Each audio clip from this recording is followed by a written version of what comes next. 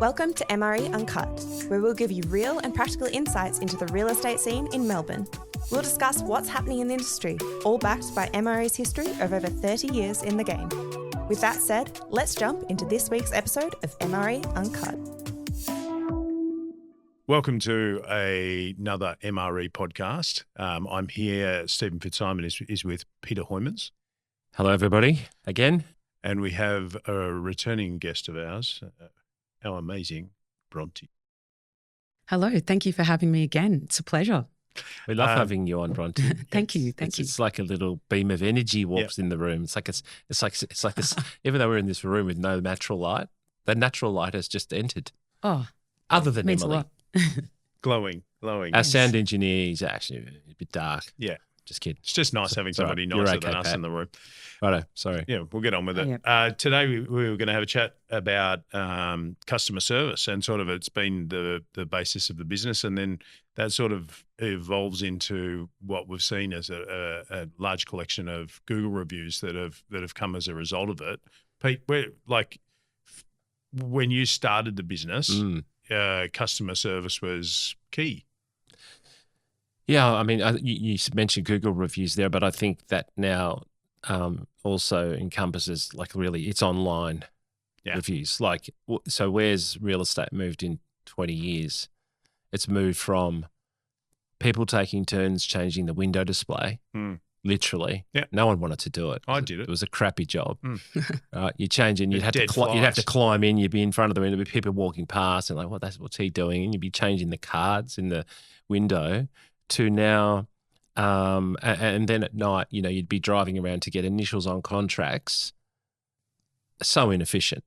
Whereas now, everything's DocuSign, it's tap here, and I see even now the major banks like Macquarie are finally allowing full mortgages to be done DocuSign, which is only really quite recently. I'm going to say the last 6 months. What are we now? Early 24, right? So it's pretty new. So the whole thing has changed, not only in the way business is done, but how we're judged, how we impress. And it goes back to, if we say we go back into the late 90s, who's one of my greatest influences, the great John McGrath. And John always used to talk about not having great clients or not impressing clients. He used to use this terminology that I still use and I still love it, was how do you create raving fans? Not just clients. Ask Tay-Tay. Taylor Swift has definitely got that down pat. Yeah. There's no doubt about it. But real estate's, to some degree, got a bit of a grubby reputation, if you like. So it's not necessarily an easy industry to deliver exemplary customer service. Well, they're expecting it to be poor. And, so when you and I got together, it was all about, geez, if we really just ramped up the service from what we kind of thought in the industry was like a 6 or a 5 to a 7 or an 8. And if we could get into a 9, we'd really make an impact. Yeah. Which is when we started reading things like fantastic book, and this is still irrelevant. I'm pretty sure it's still in print, called Delivering Happiness. And Delivering Happiness was a book written by Tony Shea. It's not written like that though, is it? And his surname's spelled H-S-I-E-H, Tony Shea, but it's pronounced Shea. And he's a guru, this guy. And it was all about how he started off a shoe business. This is 15, 18 years ago when the internet was becoming a thing. And he wanted to keep compressing the delivery time faster than Amazon, right? That's a big ask. Huge. Interesting. And so his first book's called Delivering Happiness. And just if you read nothing else this year, just read that book. Fantastic. His second book was called Zappos, which was the name of the business, How to Deliver Wow Customer Service, with capital words wow. And if you remember, we use that in some of our terminology at work. And what he 3 or 4 years after the original book, in the second book, he'd got his delivery time. If you bought a pair of shoes inside the US, you could order them online and they had a guaranteed delivery to your door within 12 hours. Wow. Okay, so if you think, okay, one end to the US to the other is 5 hours on a commercial let, how do they do that? But even now, if we order a book on a Saturday from Amazon Prime, if you're a Prime member, it's in your letterbox on Sunday. Have you done that recently? I bought a padlock recently on Amazon. I'm not going to ask what that was for. A bike. Okay. Good. Bought a padlock and it arrived, and it arrived the next day. And I wasn't expecting it because I don't use Prime. I don't buy much stuff online. And it was like the next day. Yeah. And I was like, wow, how? You'd be surprised. They have everything nowadays on there. So why do you drive to a supermarket or to a bike shop or this type of thing? Yeah. If you can see it there, you know it's what you want, and you just buy it. So we've had this, like, so all this is happening around us. We've had this relentless drive. How do we impart that into the business? How do we bring that into the business environment? And which is a great intro to hear from Bronte on Absolutely. Where our clients see us now, where our tenants see us, where our landlords see us, and how careful we have to be with our impressions, our first impressions, and our ongoing service delivery. Because I feel like now, back in the day 20 years ago, what would you do if you had a bad service? Would you not write a letter or call the manager? I don't know. Yeah, call the manager, and that was kind of hard because we didn't have mobiles. But now you can be punished online, by the online pirates really, really quickly. So now services become even more critical. Focus. And I'm going to throw to Bronte here. When you're doing we spoke about your busy weeks and Saturdays. Absolutely. Take us. So what's your view, given that you're the next, I'm the old gen, you're the new gen, Look, I think we've tapped into a couple of interesting topics just before talking about Amazon, tapping into what the customer experience, what people individually do want on the market. In Amazon, people want to buy things instantly. They want it here and there. They want it quickly. Tapping into what fans are raving about and what drives our customer service to a heightened level is, I think it's important to tap into people's personal experiences. We all come from different cultural backgrounds, different values, different belief systems. And I think there should be a heightened value in everyone's individual stories and what is important to them and what's important to them about real estate and in sort of the leasing sector and also securing a property. I think it's important to listen to people's stories, understand where they're coming from. They may have never been in Australia. They've maybe moved interstate. They may not have any idea about the property market within Victoria, Australia. So I think in a sense it's important to listen to these stories. Because we're getting obviously some fair bit of migration happening as well. Absolutely. We have a lot of students traveling overseas to complete their degrees, their masters, etc. Mm-hmm. People moving interstate for their individual work purposes. People just choosing a different way of life and. Not knowing the property market can be quite difficult. I think understanding how difficult the market is at the moment and listening to people's stories and making a difference in there. So okay, as one of our superstars on online reviews, we've got a few. We're not just picking on you, plenty, but we actually have quite a few team members at MRE that are consistently mentioned. In fact, we have dozens. Yeah. Shout out to those other team members as well. Here today. What do you reckon? What's this? If you had to pick one, one key thing, other than listening to their stories, what do you think it is that compels a client to take time out of their evening? Because that's when I write a review, if I've been to a restaurant or I don't know, whatever the experience is, and it's really amazing. I'm going, I'm going to do that review. It's going to take me 5, 6, 7 minutes because I want to spell check it, make sure it's right, etc. So what do you reckon is the one or two I'll give you two. Yeah, one absolutely. or two things. I think I may have that, touched upon in the previous episode about just simpler customer service ethics. And I think in real estate, there are some industries that are known for not having a heightened level of customer service, and it just affects the industry sort of worldwide in a sense. Do you think we're in that basket? No, I would say, look, I think we pick carefully, especially based on caliber and everything. We go into people's personalities and where they will thrive. I think we've got a heightened level of customer service on our team. But do you think real estate is, as a whole in the industry, is in the basket of average?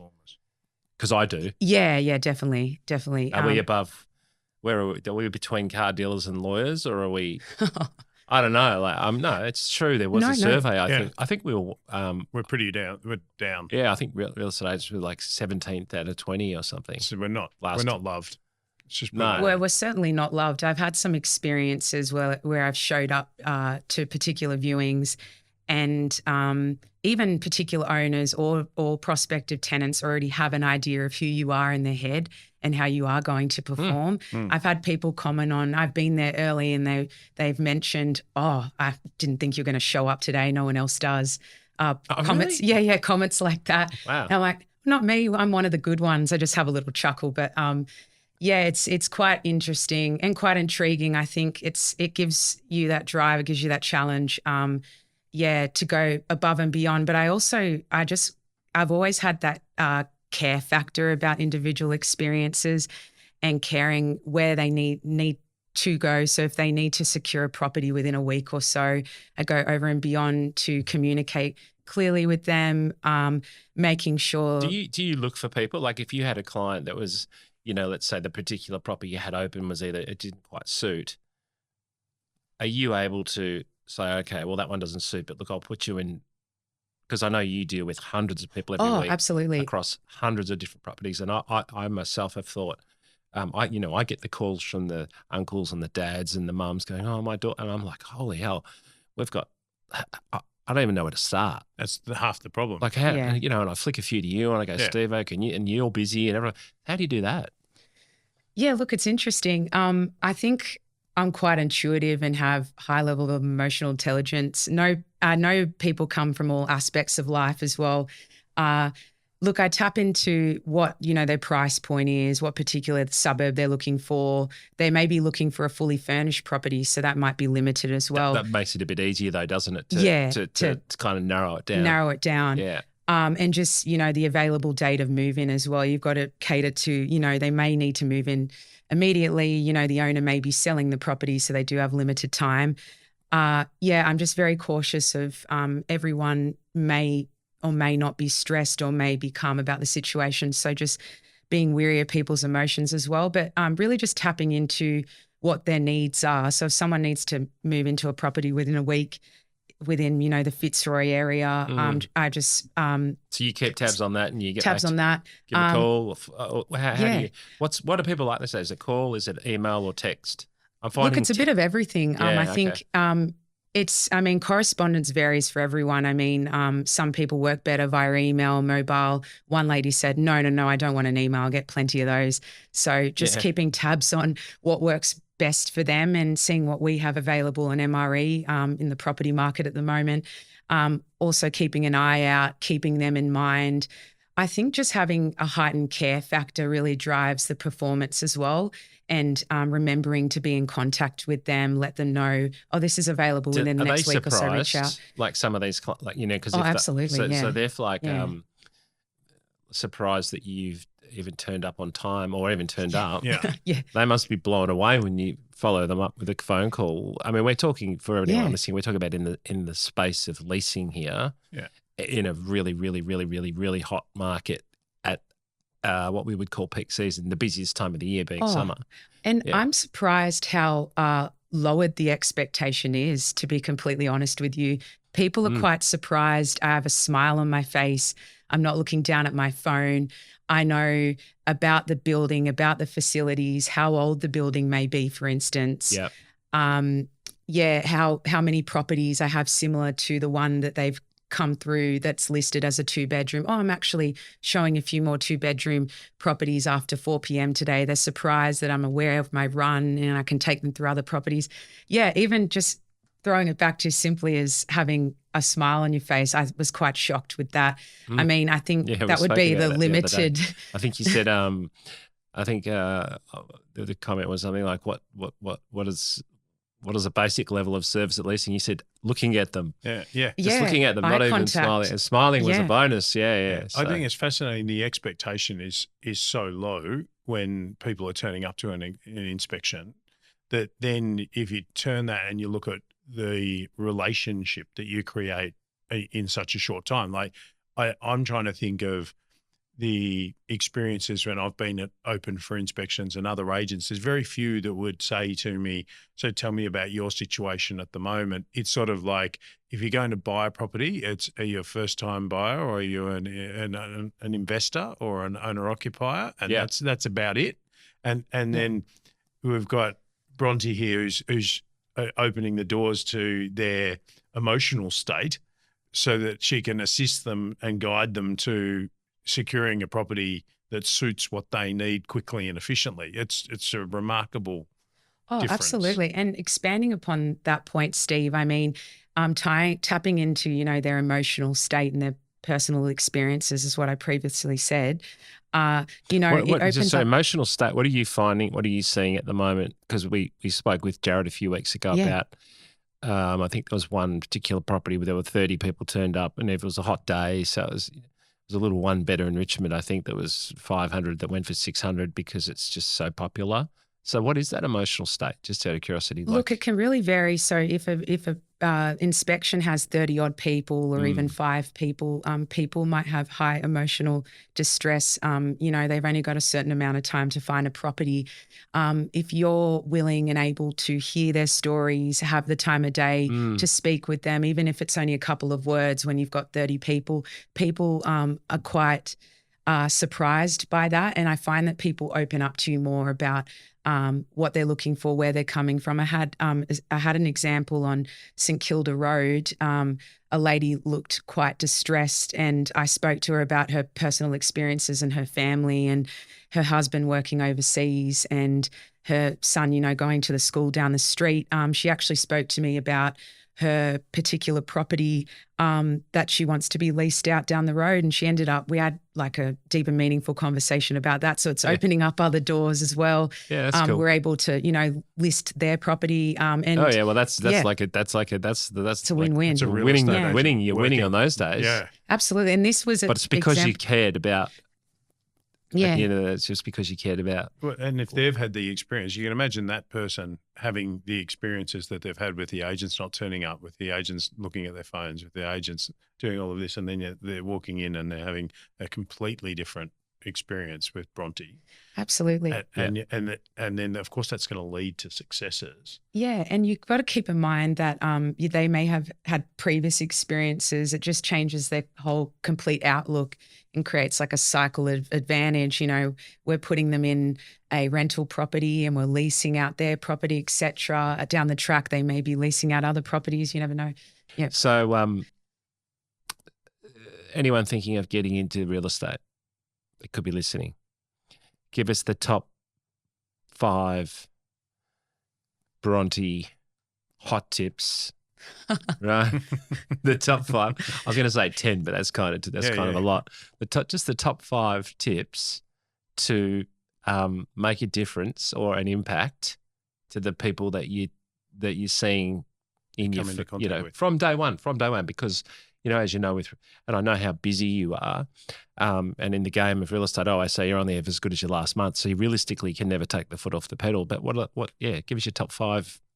No, that's a great way of narrowing it down. I think for number 5, I think be prompt. Make sure you get there on time, whether it's early, whether if you are running a little bit late, make sure you communicate that. So communication, being on time as number 5. So do you have a tool you can blast to all of the people that would be registered for that inspection if you got caught? Absolutely. So the platform we use allows us to do so. IRE? IRE, yeah. Yeah, correct. So that's number 5. Number 4, eye contact. I mean, quite simple, but effective. I think making sure you acknowledge every person at the inspection. You don't know where they're coming from. You don't know whether they will be successful with the property, or they may be spreading the word about the level of customer service. So I think that's important. Eye contact is key, very simple. Number 3, look, be well dressed, be well mannered. Yeah, it's a good one. Number 2, it's pretty basic too, but it's a good one. It's because you're on a Saturday, right? It's first impressions. If you've gone out on a Friday night till 2 a.m., that's going to be a bit hard. Well, not that I didn't. I'm not saying I didn't do that. No, never. By the way, you didn't have to put the 5 in order. Though you have done that beautifully. Oh, great. Okay. Yeah. Look, no particular order really. I'm just making a top 5 here. Yeah, where are we at? Number 3, I think. Yeah, 3 was presentation. Yeah. Absolutely a key one. Yeah.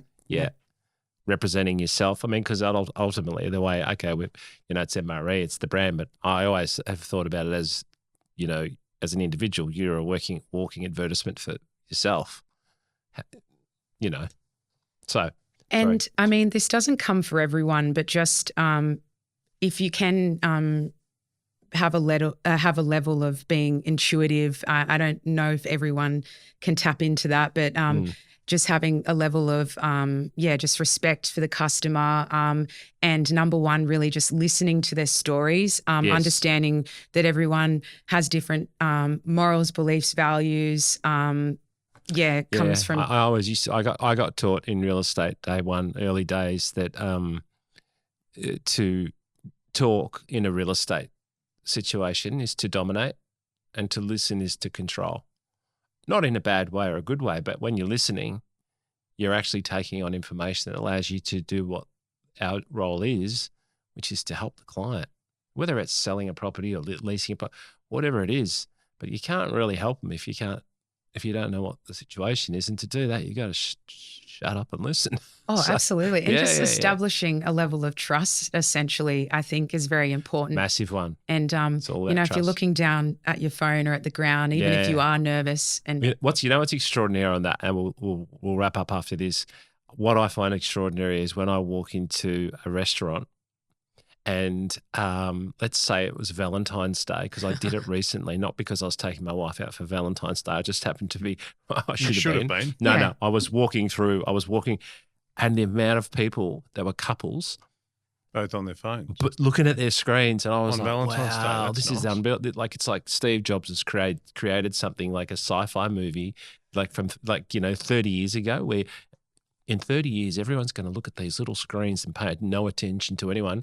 And a few people are even going to get run over crossing the road because they're so... that's already happening. Yeah, I know. So anyway, I probably shouldn't have said that last bit, but it's extraordinary, really. Unfortunately, I probably shouldn't say this either, but there was someone doing that the other day to me. I had to give them a little beep, otherwise, could have ended tragically. On your bull bar. Yeah, exactly. Yeah. A great space. I think it's fascinating that you're able to create that rapport quickly and effectively with the clients. And look, it's delivering outstanding results. So we love what you do. We love what you do. You. It's awesome. It's equaling online success for you. And this won't be the end of the service piece because it's such a broad subject. There's so many new things happening in the space all the time. Heaps of new tools for agents, like, even video now. Like, again, there's another one we'll touch on. It's in development. Thanks for coming in. Thanks, Bronte. Absolutely. Thanks for having me once again. It's been awesome. It's been good to have you back. Signing off. Cheers.